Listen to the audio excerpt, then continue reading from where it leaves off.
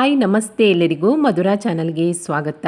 ಇವತ್ತು ಅನ್ನದ ಜೊತೆ ಸೈಡ್ ಡಿಶ್ ಆಗಿ ಅಥವಾ ದೋಸೆ ಇಡ್ಲಿ ಜೊತೆ ಸೈಡ್ ಡಿಶ್ ಆಗಿ ತಿನ್ಬಹುದಾದಂತಹ ಒಂದು ಒಳ್ಳೆ ಕೊಬ್ಬರಿ ಖಾರದ ಪುಡಿ ರೆಸಿಪಿಯನ್ನು ನಿಮ್ಮ ಜೊತೆ ಶೇರ್ ಮಾಡ್ಕೊಳ್ತಾ ಇದ್ದೇನೆ.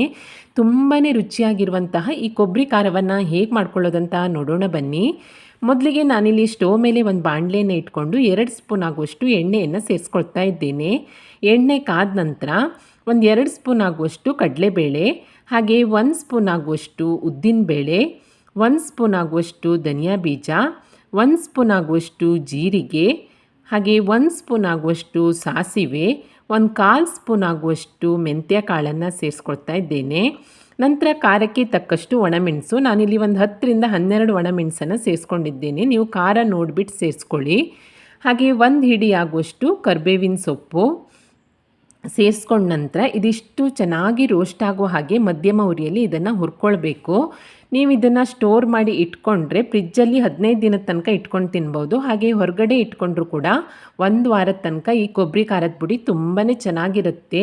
ಬಿಸಿ ಬಿಸಿ ಅನ್ನದ ಜೊತೆ 1 ಸ್ಪೂನ್ ಕೊಬ್ಬರಿ ಖಾರದ ಪುಡಿ ಹಾಗೆ 1 ಸ್ಪೂನ್ ತುಪ್ಪ ಹಾಕ್ಕೊಂಡು ತಿಂದರೆ ತುಂಬಾ ಸಖತ್ತಾಗಿರುತ್ತೆ.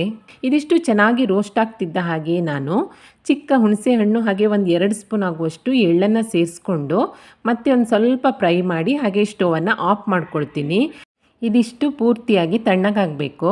ಇದಿಷ್ಟು ಪೂರ್ತಿಯಾಗಿ ತಣ್ಣಗಾದ ನಂತರ ನಾನೊಂದು ಮಿಕ್ಸಿ ಪಾತ್ರೆಗೆ ಇದೆಲ್ಲವನ್ನು ಸೇರಿಸ್ಕೊಳ್ತಾ ಇದ್ದೇನೆ.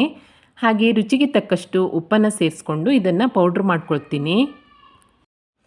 ನೋಡಿ, ಈ ರೀತಿಯಾಗಿ ಪೌಡ್ರ್ ಮಾಡ್ಕೊಂಡ ನಂತರ ನಾನು ಇದಕ್ಕೆ 1 ಕಪ್ ಆಗುವಷ್ಟು ಹಸಿ ಕೊಬ್ಬರಿ ತುರಿಯನ್ನು ಸೇರಿಸ್ಕೊಳ್ತಾ ಇದ್ದೇನೆ. ಈ ಕೊಬ್ಬರಿ ತುರಿಯನ್ನು, ಕಾಯಿ ತುರಿಯನ್ನು ಸೇರಿಸೋದ್ರಿಂದಲೇ ಈ ಚಟ್ನಿ ಪುಡಿಗೆ ರುಚಿ ಜಾಸ್ತಿ ಆಗುತ್ತೆ.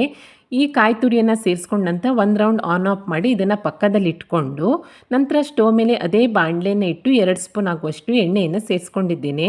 ಎಣ್ಣೆ ಕಾದ ನಂತರ ಒಗ್ಗರಣೆ ಐಟಮ್ಸ್ ಆದ ಸಾಸಿವೆ, ಜೀರಿಗೆ, ಕಡಲೆಬೇಳೆ, ಉದ್ದಿನಬೇಳೆ, ಹಾಗೆ ಒಂದು 2 ಪೀಸ್ ಒಣಮೆಣಸು, ಒಂದು 4ರಿಂದ 5 ಎಸಳಾಗುವಷ್ಟು ಜಜ್ಜಿದಂತಹ ಬೆಳ್ಳುಳ್ಳಿ, ಹಾಗೆ ಸ್ವಲ್ಪ ಕರಿಬೇವಿನ ಸೊಪ್ಪನ್ನು ಸೇರಿಸ್ಕೊಂಡು ಒಗ್ಗರಣೆಯನ್ನು ಚೆನ್ನಾಗಿ ಹುರ್ಕೊಳ್ತಾ ಇದ್ದೇನೆ.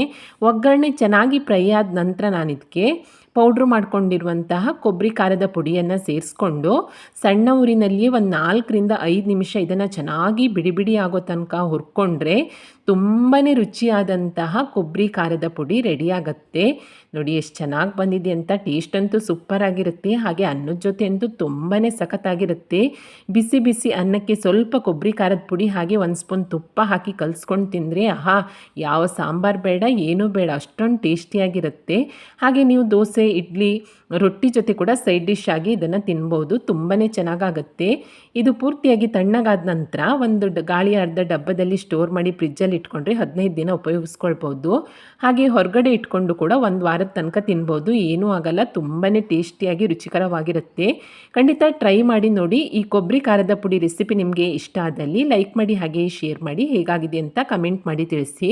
ಹೊಸದಾಗಿ ನಮ್ಮ ಚಾನಲ್ ನೋಡ್ತಾ ಇದ್ದರೆ ಸಬ್ಸ್ಕ್ರೈಬ್ ಮಾಡ್ಕೊಳ್ಳಿ. ಸಿಗೋಣ ಮುಂದಿನ ರೆಸಿಪಿಯಲ್ಲಿ. Thank you for watching.